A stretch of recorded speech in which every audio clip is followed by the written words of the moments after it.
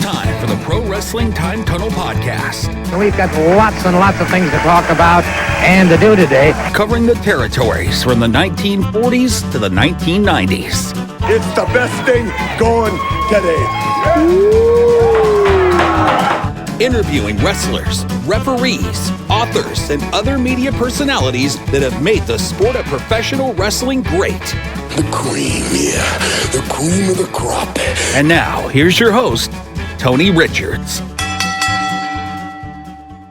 Hello again, everybody. Welcome to the Pro Wrestling Time Tunnel Pro Wrestling History Podcast. This is Tony Richards, your host. And today, I'm really excited to welcome a special guest to talk about Georgia wrestling in the mid-'70s. And we're documenting the progress of these territories through the 70s and into the 80s. And we're up to the middle part of 1975. Bobby Simmons is joining us today, and Bobby worked on the inside of the operation in the office. He was also a referee in Georgia and just has a lot of history with Georgia wrestling. Bobby, welcome to the program. Thank you so much. It is my pleasure, and I'm hope I'll be able to add a little insight and maybe bring some clarity to some things if people have questions. So, shoot, yeah, glad man. to be here. So glad that you took the time to join us, and I'm sure this won't be the only time because there's a lot of stuff to talk about where Georgia wrestling is concerned. And in this particular time period that we're talking about today is really interesting. For fans who may not know, and that's what we want to do this program for, is to educate the younger fans about the things that went on, back in those days that to us that kind of lived that at that time, we have kind of experienced it, but to others who didn't, it was a really unique time. There were about 3 organizations in Georgia at one time, right? There was the All South, who you worked for a while. There was the IWA, and then the NWA. Is that correct? That is correct. Of course, the backing up a few years, the split, as it's known, in the beginning of the war occurred in the Gunkel actually went into business in November of 1972 after Ray Gunkel had died in August that year. Yeah, we were in business for almost 2 years to the day. We went from November 72 to November 74, and Gunkel went away. All South Wrestling, it went away, and then there was the NWA, and then the IWA came in, and it ran some shows, but it was never very successful in Georgia, so it didn't last long. But yeah, there were 3 at one time. What was interesting to me is that the big night for your territory in Georgia was Friday night. Of course, that was Atlanta. But the IWA ran Atlanta the night before, right, on Thursday night. Right. They always tried to run just before we did wherever they ran. And they did this everywhere they ran. They tried to do this against the major promotions. And they had a lot of pretty big names, but the problem was, back in the day we're talking about, the fans were so educated to the local TVs and the talent that was working for the NWA that it just people had read about these folks in a magazine, but they weren't willing to spend their money to go see them because they knew the big night was the next night and they were going to see the stars they were accustomed to, and whatever angles we had shot, they knew they were going to see guys working against each other or wrestling each other that they'd been wanting to see. So I think the interesting thing about Georgia is it had a really not smart fan base, but like you said, educated fan base. I mean, in the 60s and even in the 50s, they'd seen everybody, right? I mean, it was a territory that really had a lot of stars come through. Georgia, talking the time period there, the 50s, 60s, Georgia was the territory was unique to a lot of other territories. Our trips were short compared to some other areas. Our longest trip was Savannah, which was 262 each way, and that was a long trip for us because the interstates weren't completed. But that was the longest trip we had.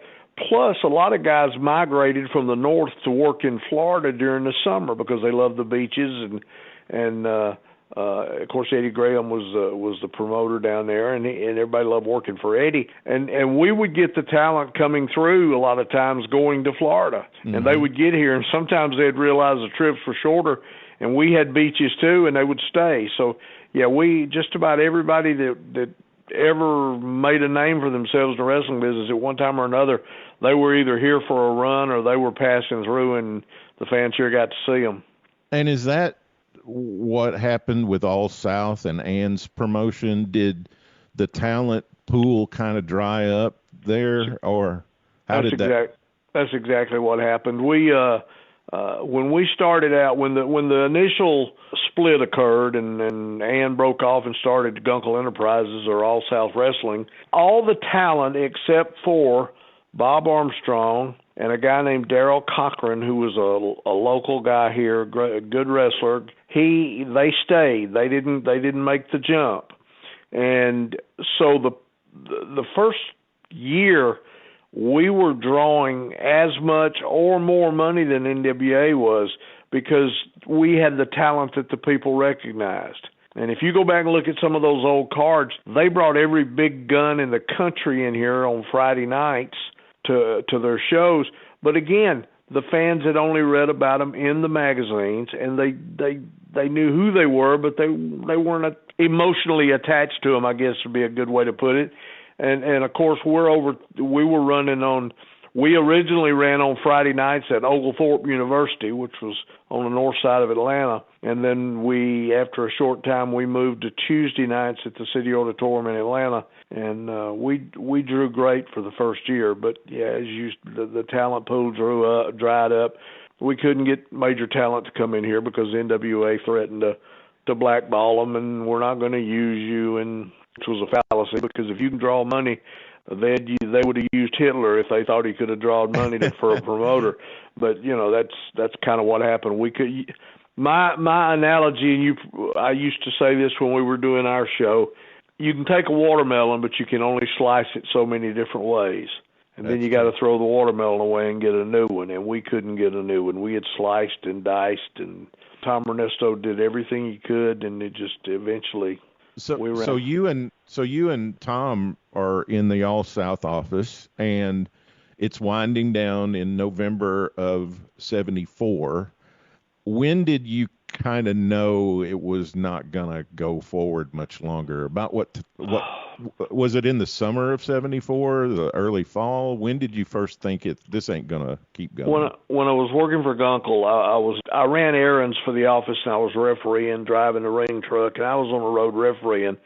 So I didn't have inside access to the office. My boss was Charlie Harbin, who was the office manager and a partner in Gunkel Enterprises, and he had been Ray Gunkel's office manager. That's how I originally got into business. Me and Charlie just became friends. But anyway, nobody said anything to us, but you could see the talent level dropping. We had some guys that were just horrible there toward the end, working the opening matches, and they were green. We don't know where they came from, but we were Tom was forced to use what he had to use. We really didn't know it was over. The last show Gunkel ran was in Montezuma, Georgia, in a National Guard Armory. Dick Steinborn was the promoter, and I remember I got there that night. I didn't have to take the ring because Dick had his own ring. When I got there that night, Charlie Harbin was there, and Charlie never made the town, so I knew when Charlie was there something was up. And he came in the dressing room just before the matches started and told us, he said, "This is it."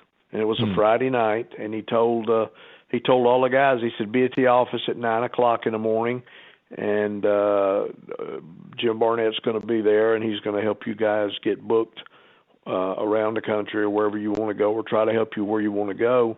And then he called me off to the side, and he told me, he said, "You stay away from the office. Don't come to the office." And I didn't have any idea what that meant or what that was all about, but later on I found out that they had already made a deal for me to go to work for the NWA office. So, well, for our fans who don't know, and you would know very intimately, tell everybody who Charlie Harbin was in Georgia wrestling. Charlie Harbin, Charlie and his brother George they were originally from up around Norcross, Georgia, a little town north of Atlanta, and they in the 40s became wrestlers. They wrestled, and then George eventually wound up working for Jim Crockett in the office in Charlotte. Charlie became friends with Ray Gunkel, and Ray hired him to be his office manager, and he refereed in the 60s. He was a referee after he had retired from wrestling, and Charlie pretty much ran the day-to-day operations of the Atlanta wrestling office. Ray would come to the office a couple of days a week, but Charlie was there every day, and he was the office manager. When I was 14 years old, I started. A friend of mine had the job of putting the ring up at the TV station, and started helping putting the TV ring up. I met Charlie through Larry Nichols, who he refereed for Gunkel as well. Charlie just liked me, and we became friends. And I lived close to the wrestling office. I started running errands for him in the afternoons after school, and eventually when Gunkel went in business, Charlie gave me a job working on the ring truck, and that led to me refereeing, and that's who Charlie was. He was just a lot of people that might remember him as a referee in the 60s, but he was a guy that pretty much ran the day-to-day operations of then what was ABC booking. Were you aware, or did you know when Jim Barnett came in to Atlanta? The wrestlers, everybody got along. All the rumors of the guys having fist fights in parking lots is false. There was one run-in between a couple of guys at the TV station one day, but everybody got along. We filmed our TV at the same studio in the same ring. I mean, it was they did their show first because they of course had Columbus TV, and then we did ours second. We were with All South, but the guys all got along, so everybody talked, and a lot of the guys lived in the same apartment complexes. So it was not like it weren't like two enemy camps lined up on the side of a ravine lobbing shots at each other. All the shots that were being fired were political and behind the scenes, and we were so we would hear things. We knew when somebody came in. We knew when they changed bookers. We knew when Barnett arrived in Atlanta. I had never met him. I didn't know him. If I'd passed him on the street, I wouldn't have known who he was.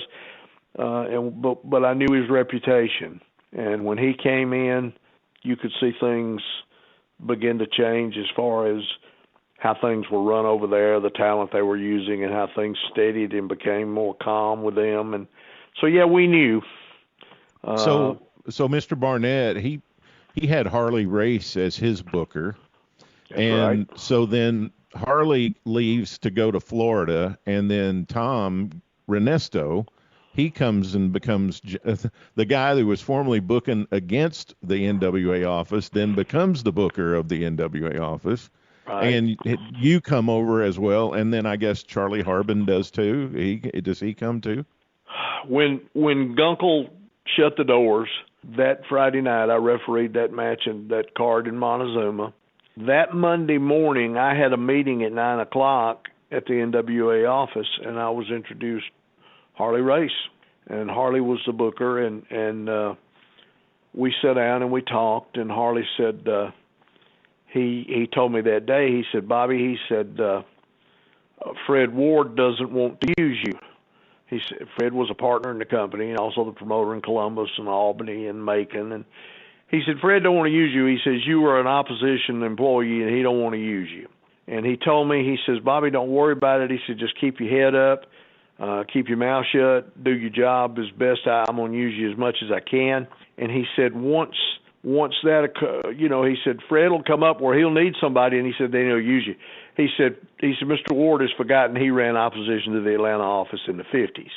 And I said, well, So I met Harley that day. Me and Harley had the conversation. Harley told me how he got into business. I mean, we had a long talk. I mean, it was a good day. And when Harley worked for Harley for as long as he was here, he was, me and him got along fine. Considered him a friend up to the day he died. Then Tom came over when Harley left, So did you go over before Tom then? Yes, I went from Friday night. I worked Monday night for the NWA.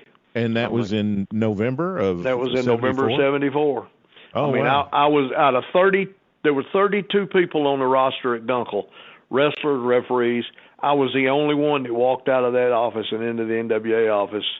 Never had to move, never had to change addresses. I just walked in and had a job. And got the weekend off. And got the weekend off. That's so great. it was, I was very blessed. And so how did you find out Harley was leaving then? they had a meeting. We had a meeting. Barnett was big on meetings. He called a meeting at the office on a Monday, and I was, of course, part of my deal was I worked in the office running errands, just doing whatever had to be done. Also, part of my job was taking care of the rings. Any rings anywhere in the state that needed repairing, working on whatever, it was my job to go do it. So I was around all the time. Well, he called a meeting, and we met on Monday morning in the office, and he explained that Harley was leaving, and he introduced Tom Ernesto as the new booker. And that was, I can't remember how long it was after I went over there, but it wasn't too long.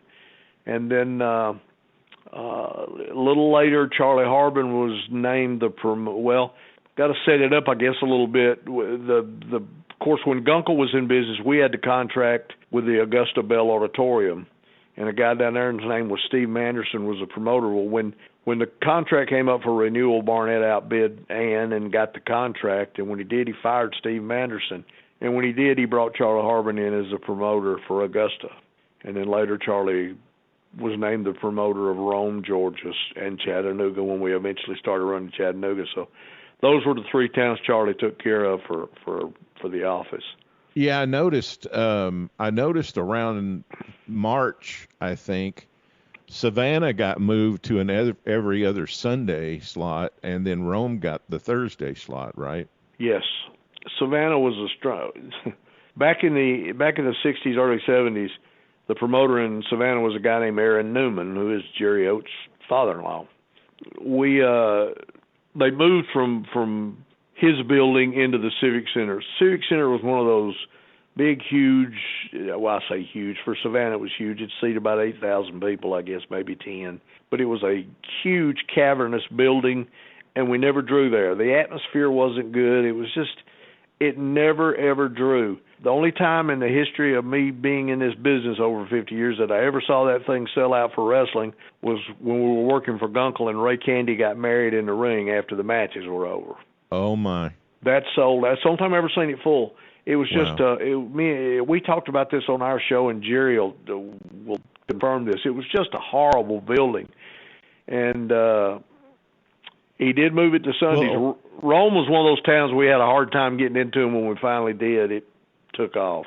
Well, I mean, he promoted other towns around there too. Like he did Jekyll Island and he did Jekyll Island, Statesboro, Brunswick every once in a while. I even remember going to Fort Stewart, to the Army base there. He promoted a show there on a Sunday one time. I took the ring down and went down and refereed there.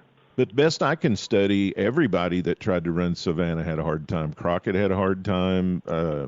Just about everybody that tried to run there, it was not an easy nut to crack. Yeah, Barnett he eventually sold the Savannah, whatever deal that was. He's turned it over to Crockett. Crockett's TV out of Columbia went in there pretty strong, and I think they did a little better than we did, but it was just very, very hard to draw there.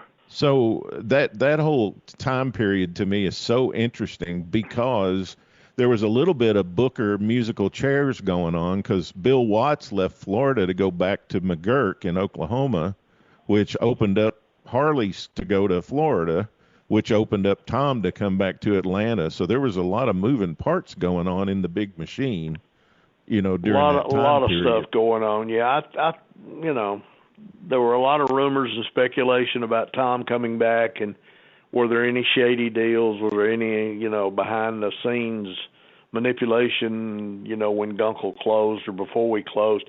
All of that's pure speculation. I don't know. I can't tell you that. Don't know if there was or not. But it was, it was. And then, Well, I mean, you would know this, Bobby, but It seems like to me, in the study of Mr. Barnett's life that I've done, he just never missed a good business opportunity. And I don't know if there were any things like that either, but it would make sense to hire Tom Renesto from a business standpoint, I think. Sure. Well, Tom, I worked for a lot of bookers. Tom was probably one of the smartest people I was ever around. I've talked to a lot of people that work for a lot of different bookers. The two names that come up over who were the smartest of the people that were around was always Leo Garibaldi and Tom Ernesto. Tom was he knew 6 weeks ahead of time what he was aiming for. He may come up with an idea would be just off the wall and say, well, I think this will work, let's try this. But Tom knew 6 weeks ahead of time what he was aiming for. I would, sometimes I'd see Tom's book, it'd be there in the office or whatever, and I wasn't snooping, but I'd just look at it. This is when I'd quit refereeing. I was the office manager. He was just, it was amazing to me. It was very phenomenal that the way he thought and the way his mind worked. And he was a good chess player. Yes, he was, exactly. That's a very good analogy. He knew what to do, when to do, how to do. And one thing that I learned with Tom, and I've seen this over the years, this happened with Gunkel. He would, when he was playing out an angle in the main events, whoever it might be, and he knew he was fixing to blow it off. It was fixing to come to an end. I mean, he'd done everything he could with it. He drew with it, whatever. He was always working on something in the first or second match that was going to move up the card. He did it with Gunkel, with Ted Oates and Wayne Cowan, who later became Dutch Mantell. He put these two guys together, and for some reason it clicked, and he saw it. I mean, this was like first, second match. He saw it. And the next thing you know, 6 weeks later, these guys are main eventing and doing every kind of match imaginable. Cages, hair versus hair, boxing matches, Texas death matches. These guys drew tons of money, and they never did it anywhere else. But for Atlanta and that time frame, it clicked. I can give you another scenario. Before the split came, he did it with a guy named Billy Spears and Roberto Soto. First, second match, these guys clicked. Next thing you know, they're selling out all around the territory because they just clicked together. And Tom could see that stuff when nobody else could. That was a talent even in the days back then, but it's a lost art now to take something and just plant a seed and let it grow over a 10 or 12 week period so that guys can have anywhere from a 3 to 6 month run. But it just started out like a match on television or something. That's exactly right. It just, for whatever reason, it worked. It maybe wasn't intended to work, but it did. There's nobody, I say this, I don't know for sure, but I don't think there's nobody around today that could do what those guys did. Tom, Garibaldi, Harley could do what we did back then. It always amazed me. Everybody always talks about Madison Square Garden and how they always drew these huge houses. On a sellout in Madison Square Garden, that's less than half of 1% of the population of New York City. We were running the same towns 52 weeks a year. We were running the same towns every week, and these bookers were smart enough to book these towns and draw money every week.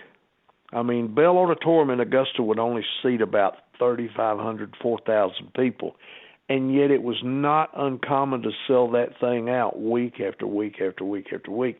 Atlanta, the City Auditorium, only held about 5,600 people. But we filled that building up more times than we didn't during a year. And it goes on and on and on and on and on. And, that's what, Ole Anderson used to say when he was booking. He said, man, they think they're drawing big money. He said, they're not doing what we're doing. Today it's a TV product. They can't do a 6 months program because they're working for the next pay-per-view, which is 2 months away or 3 months away. It's a totally different. Yeah, they got 4 weeks to blow it off. I mean, it's just bam, bam, bam, bam. And I'm thinking, these guys, that's why they don't have any new ideas, because they don't have time to They don't have time to build them. That's exactly right. And there again, no disrespect to the talent. I'm glad they're making money. I'm glad they got places to work. But the guys today, I'm not sure they could have done what we did. I mean, it's funny. Every once in a while, somebody will call and want me to go to an independent show, an independent promotion that I don't even know who these people are, and they'll just want me to just show up and so they can introduce me or whatever.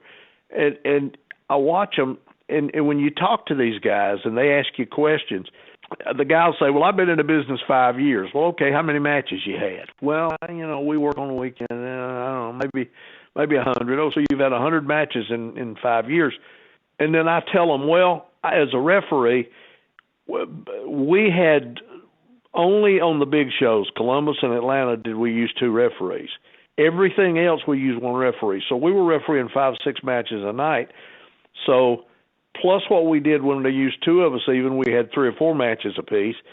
So you multiply that by 6, because we weren't working on Sundays when we first started, but I'm plus the TVs. I'm doing 55, 60 matches a week as a referee, and that polishes you up. That gets your reps in. It's how you learn. It's how you learn, and you learn working in front of live crowds. The independent guys, and I'm glad they're working, and they have a real zeal for our business, and that's great.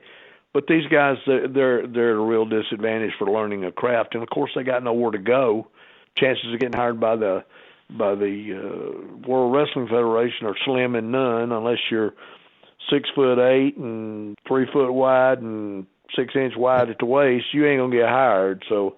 And no disrespect to the guys that are out there now. I mean, we still got Tom Pritchard, we still got Rip Rogers, we still got Les Thatcher, we still got some guys out there teaching and training, but those guys are getting kind of long in the tooth, and the guys that are out there teaching and training only know how they were brought into the business, Exactly right. So we're really losing a whole lot. I'm worried about that part of it, but I mean, it is what it is, and I don't criticize the modern. Yeah, I mean, I'm glad that they're still trying, but yeah, my era's gone. It's never coming back. I mean, I can remember as a kid sitting in front of that TV, waiting on that TV to come on and watching it, and getting excited about what I'm going to try to go see Friday night. That's all gone. It's all gone. So you had Augusta on Monday. You had Macon on Tuesday, and then you had there was a period there where you had Macon and Albany on Tuesday. We ran Augusta, and we also ran either a town called Waycross or Valdosta. Both of those are way down south Georgia, and they alternated. Waycross we'd usually run 6-7 months. We'd run Valdosta 3 or 4. Off of Waycross and Valdosta, what television did they get? They got the TV out of Savannah. Okay. And then Macon, Valdosta could get the TV out of Albany. I got you. So then Macon had its own TV. Macon had its own. When I first went to work over there, they did their own TV on Thursday afternoons. We would do Thursday, and it would play back Saturday. But Macon and Albany was Tuesday. Wednesday was Columbus. They just ran to one town. It was always a pretty good-sized show. Thursday night, when I first went to work over there, we ran Savannah on Thursday night, and we also ran Athens. We'd do Macon TV, and then you went to one or the other. And then Friday nights was generally only Atlanta. And Saturday we did TV in the morning. We did Columbus TV in the afternoon, which was live. That was an adventure. And then on Saturday night we ran Carrollton and Griffin, Georgia's. And then we weren't working on Sundays at the time. What television was Carrollton getting? Atlanta. And Griffin got the same, right? Because it's just south of Atlanta. Right. And then this is something that in my newsletter the other day, I got somebody sent me an email about they didn't realize Macon and Columbus had their own titles.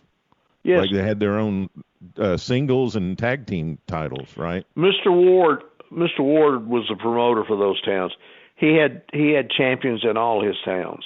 Columbus and Macon they had heavyweight champions. They also had tag team champions. Albany had a what they call the Albany City Champion, which was basically a trophy. Also, Mr. Ward used to run a little town called Americus, which is down near Plains, where the Jimmy Carter thing there. It was not far from Plains. He ran it pretty regularly, and he had an Americus City Champion. But he had champions, everything, and that's something else too you don't have anymore. Everything was personal. It was geared to whatever or wherever we were working. So, I learned something new today. I didn't know that those other towns had titles too. Oh yeah. I'll give you mentioned Jody Hamilton before we went on the air. I'll give you a funny Jody Hamilton story. They had a trophy in Americas. It was a little bitty thing. I mean, it was inexpensive. It was cheap looking, and they made a big deal about being the America's champion. When Jody won it, he stomped that thing into a million pieces. They were upset, and he told them, he said, "That's an embarrassment to have to tote that thing." Everybody had champions, and this got nothing to do with what we're talking about. But in Bob Kelly, when he was booking the Mobile area, his champions he had champions in his cities there, but they didn't have belts. They had jackets made, and they would, on the back it would say Hattiesburg champion or Hattiesburg tag team champions, but they had jackets you could win down there that if you were the champion you had. But yeah, most of the towns in the South had the promoters geared it toward that town and had champions. I knew they had their state titles. Bob Kelly was the Mississippi state champion forever. Right. But I didn't know they had the jackets. They had that's something Kelly told me, and then Michael Norris, who probably knows more about Mobile than any person breathing today, he told me about them too. I grew up in Kentucky, so I grew up with Tennessee wrestling, and I was talking to somebody the other day that is pretty deep knowledgeable about it, and we were talking about, and they lived on the other end of Tennessee. I lived on the west side. They lived on the east side, and we didn't have any idea what was going on in the other side of the state, because in that territory, almost every television was a live studio show, and it would start out at Memphis and go to Chattanooga, and then they'd go to Huntsville, and then they just all Saturday they spent driving around the territory doing television, and then do a show that night or something, and there were different angles and different programs going on that we didn't even know about if you're on one end of the state. Was it that differentiated in Georgia? Yeah, back then it was. This was before cable TV had really hit, and when these local stations, they only had so much power and they only went out so far, and you could gear each show for that particular area or towns around it, whatever you were going to do. Augusta, Savannah, Chattanooga, we bicycled the tapes. We'd do the Atlanta shows, and then we would go into the studio on Tuesdays and cut interviews to insert into the show. So each they may see the same they would this be the same tape in Augusta as it was Atlanta, but the interviews would all be different. Mm-hmm. Local. So we could make it local and personalized.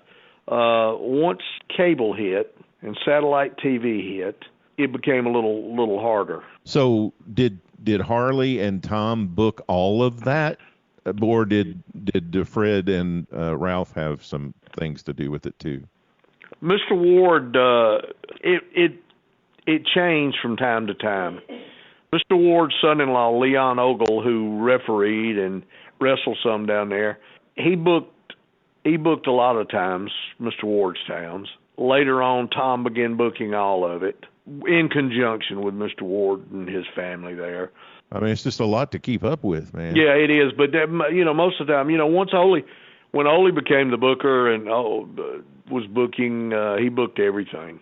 So you said that you saw Tom's book a couple of times. Was it a big old book or a large ledger? Or no, Tom. It was like a sort of similar to what you maybe have a personal phone book in your home. It's about, I don't know, maybe 4.5 inches wide and 6-8 inches tall, spiral bound sort of little thing. that, it's got A, B, C, D. Well, Tom had one he would buy a calendar book about that size, and that's what he booked with.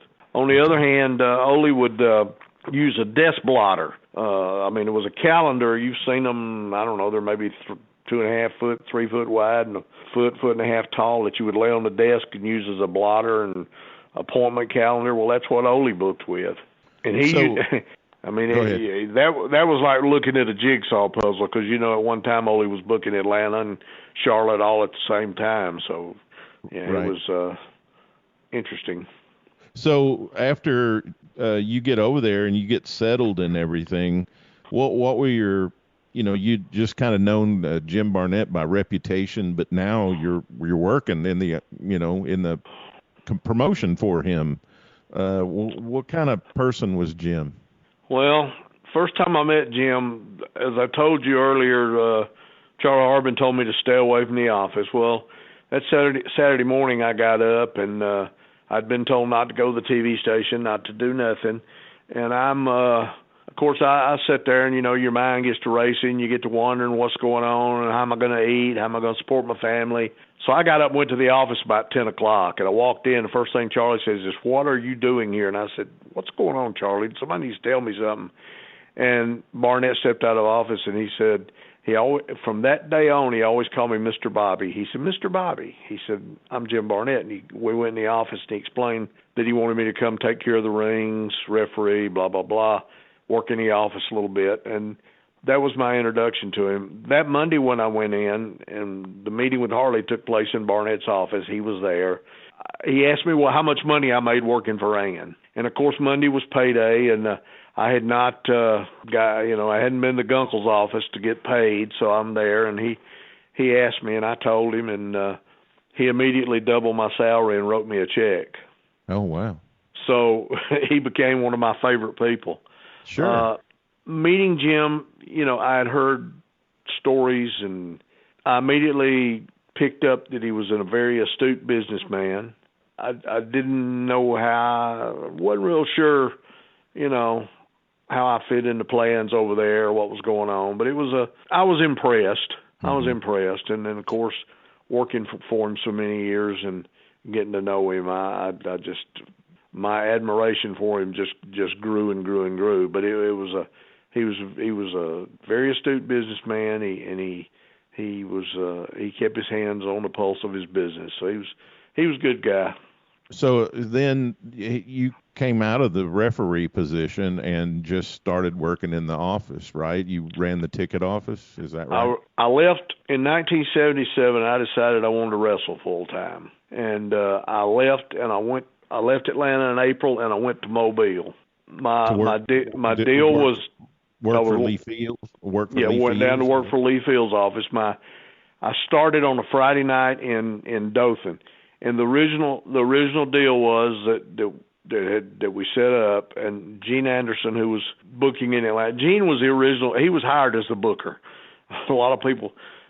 Gene was hired as a booker. Of course, Ole came. They were a tag team. Ole was the dominant personality in those two, and eventually Ole became the booker. But anyway, Gene helped give me book, and the deal was I was going to Mobile for 2 weeks to get my feet wet wrestling every night as opposed to refereeing, and then I was supposed to leave there and go to Nashville to work for Goulas. Tom was booking for Goulas at the time, and that was kind of the deal to go up there. So when I got there, I worked on, I'll never forget, on Friday night I worked with Dick Dunn. I'd watched Dick Dunn wrestle my whole life. And I was supposed to go out in the first match and put Dick Dunn over. And about 7-8 minutes into the match, Dick Dunn whispered in my ear, we're going to go Broadway. We're going through. I'm not going to beat you. And of course, I didn't know what that meant, but we finished the match. And when I got back to the dressing room, Dick Dunn's in the shower talking to Rocky McGuire, who was the booker for several towns on that end, Dothan being one of them. They called me in the shower, and they asked me if I'd stay all summer. They said, not main event, but middle of the card. We want you to stay. You can work. We need workers, blah, blah, blah. And so that was my plan. I stayed there. Found out my wife was pregnant a couple of weeks later.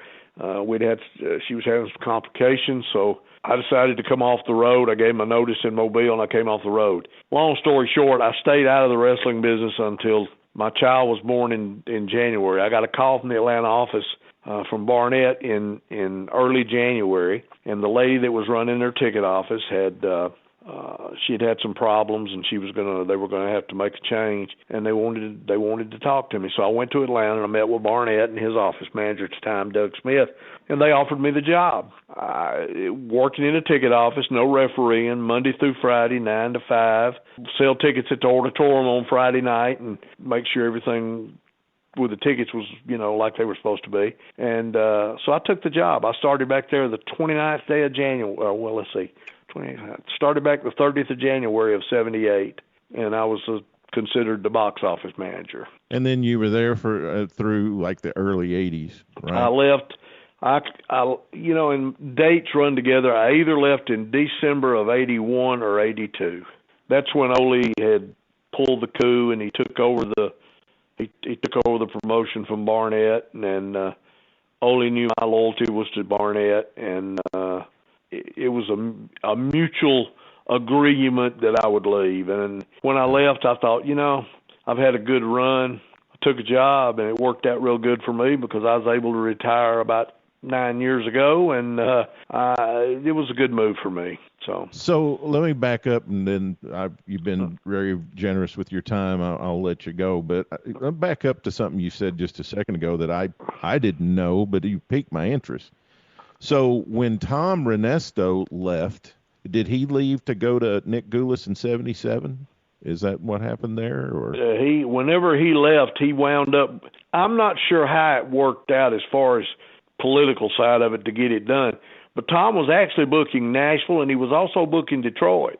Because he called me. I talked to Tom, and he wanted me to go to Detroit. And I can't even remember what year that was. He wanted me to go to Detroit and wrestle. And he said, I'll take care of you. I'll do this. I'll do that. I had heard so many horror stories about Detroit that I told Tom, I said, I'm not interested. That's a long way for a Southern boy. Yeah, I'm going to stay here. I mean, a dear friend of mine, Jimmy Powell, who now pastors a church up in Lafayette, but Jimmy started wrestling when he was about 14 or 13 for Nick, and he eventually went all over the country and all over the world, as a matter of fact. But he went to work in Detroit, and he had to steal his own ring back at gunpoint to be able to come home. So, I was afraid of that, and I got more stories about that, but that's, Yeah, well, what you said that got my interest going real quick was that Gene Anderson came in to book the Georgia. When Tom left, the meeting in the Atlanta office was that Gene Anderson would be the new booker. That's what we were told. I can't remember, but I think Gene was actually at the meeting that day. Gene was the one that came to the office every day. Gene was the one that, if I was going to a spot show to carry the ring and referee, Gene was the one that gave me the finishes for the town that night. Gene was the one I talked to. Ole never came to the office, but Ole was helping Gene book, and eventually Ole was just Gene was very smart. Gene was a great businessman, but Gene was kind of quiet. He was funny when you got to know him, but he was not the outgoing, dominant personality that Ole Anderson was. And Ole eventually took over and became the booker. And Ole was the right person the Atlanta Territory was a difficult place to book because of the TV. The TV made things very difficult because it went so many places, and it went all over the world. And you even had to, the Federal Communications Commission, you guys had to abide by some of those rules, and even had to divide up some of the TBS show, which was the TCG show back then, right? We didn't have to divide the show up, but what they did, we were like under their thumb.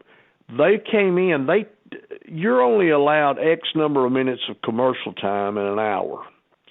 And that includes advertisements for the local transmission shop or Coca-Cola or whoever. On the satellite that was going out when it became a superstation, the satellite that went out all over the country and all over the world, they had major sponsors. They had Budweiser, Coca-Cola. They had big time sponsors. The local promotion, the locals that was going out in the Atlanta and the metro area. They may have the local Amco transmission, or they may have, it was more regionalized. Well, with those, you take those commercial times out, and then you have X number of minutes where you can go on and say, the Omni this Saturday night or Friday, Sunday night, or we'll be in Griffin tonight. If you go back, if you can find any of those old shows, Wrestling 2 was a master at it. He may be talking very generically about this and that and this and that, and then we may have 10 seconds out of that interview where we can commercialize. And he'd say, Griffin, tonight I'm going to be in Griffin, Georgia. And that's all he'd say, because that's all the time we had. Right. And they were meticulous with watching us and timing us. And it was a very difficult situation. We were blessed that if 17 didn't sell all the time, if they had 30 seconds, 40 seconds, a minute that they didn't sell, they'd call us on Friday and say, you got an extra minute tomorrow. So we was able to, manipulate and use that. But yeah, it was FCC was horrible, and everybody talks about there was 2 or 3 times that when I became office manager that I went with Barnett to Ted Turner's office.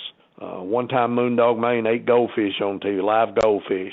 Some lady called and complained that her kid ate fish out of the aquarium. We had a trip to Turner's office. Trying to be Moondog Maine, huh? We had a trip to Turner's office. The famous incident where Bruiser Brody kicked the guy in the wheelchair and it rolled across the set. Mm-hmm. We got calls from AARP and senior citizens groups trip to Ted Turner's office. Oh boy! When Abdullah came in, that was we made a lot of money, but for people complaining, man, he's eating live raw fish on TV and he's eating light bulbs, and my kids watching this. So it was a very difficult time, and Ole was good at it. He was very adept at it, and Ole made a lot of money, but he'd get burnt out. You was talking about musical bookers. Ole would tell Jim, I'm through. I got to go. I got to get my head straight. He'd leave. He bought different businesses up north where he was from up there. He bought a sawmill one time, and he went and hid in the woods for 4 months. And but he would do different things. But we had several bookers here. Louis Tilley came in as an associate booker. Gary Hart was here as an associate booker. Robert Fuller came in as the booker for a while. Buck Robley was here as a booker for a while. So we had, but none of them were ever as successful as Ole, because Ole was just very adept at doing what he did. So do you think Ole was more successful than Tom? Long run, probably so, because Tom, the Superstation thing, when it came along, it was right near I can't remember what year exactly that happened, but my mind's telling me that was kind of at the end of Tom's run. I keep thinking somehow or another it was around the end of '76. Yeah, it was near the end of Tom's run as a booker, and it was so when it happened, nobody knew what to expect. We really didn't know what a Superstation was until we got into but it was Ole kind of learned on the job, and that was it. It was just his thing. But, I think Tom was smarter in a lot of ways than Ole was as far as booking was concerned. That's my personal opinion. But Ole just had he had a longer run. And, he had a longer run, and he became very adept at it. And he, it was what it was. Well, listen, I know you got another appointment you got to get to, so I don't want to keep you. You've been really generous with your time, and I want you to come back because there's a whole lot of stuff we still should talk about. And I appreciate anytime, my friend. I appreciate you, Bobby. Really, I appreciate you for a lot of reasons, but I really appreciate enjoyed you this. coming I love talking about this stuff, and very, very few people under Bill Bowman near the end of his life, God love him, he had to go into an assisted living facility, and Bill told me, he said, the worst part about this is, he said, nobody understands me. And I think that's kind of the way it is with the wrestling business. There's not many people that know what was going on and can talk about it. But yes, I love this. So any time you have my number, feel free to reach out. All right, Bobby. I appreciate you, man. Thank you. Thanks, man. Thanks for tuning in to the Pro Wrestling Time Tunnel podcast. Tune in for another great episode next week, interviewing wrestlers, referees, and media personalities that have made the sport of professional wrestling great. Be sure to follow us on Facebook at Pro Wrestling Time Tunnel. We'll release a new episode soon. Don't you dare miss it.